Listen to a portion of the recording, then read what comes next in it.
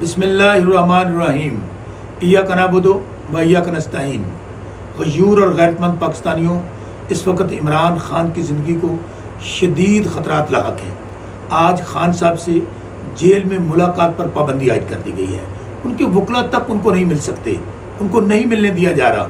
आज मैंने भी, कुछ और वकला दोस्तों ने भी, खान साहब की बहनों ने भी, हमने इस्लामाबाद हाई कोर्ट से इजाज़त ली, हम अडयाला जेल गए, हमें नहीं मिलने दिया गया, बल्कि वहाँ पर जो मीडिया था उसको भी वहाँ से हटा दिया गया है। मेरे प्यारे पाकिस्तानियों, पहले खान साहब पर 2 कातिलाना हमले हो चुके हैं। हमें बताया गया कि दहशतगर्द अफ़गानिस्तान से अडयाला जेल पहुँच गए हैं। ये जो माफिया इस वक्त पाकिस्तान पर मुसल्लत है, जिनको अवाम ने इलेक्शन में मुस्तरद कर दिया है, अब ये एक सोची समझी साजिश के ताबे खान साहब की ज़िंदगी के दर पे हैं और खान साहब को अडयाला जेल से निकाल कर कहीं और मुंतकिल करना चाहते हैं। और ये शरीफों का ख़ानदान, इनका पुराना तरीका वारदात है। ये जाली पुलिस मुकाबलों में आपको पता है बहुत से लोगों को मरवा चुके हैं। मॉडल टाउन में ये कत्लेआम कर चुके हैं।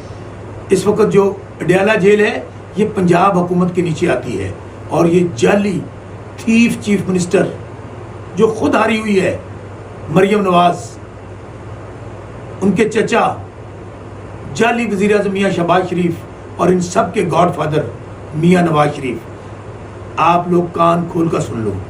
अगर खान साहब को कुछ हुआ, अगर खान साहब की ज़िंदगी को कुछ हुआ, आप 3 लोग इसके ज़िम्मेदार होंगे।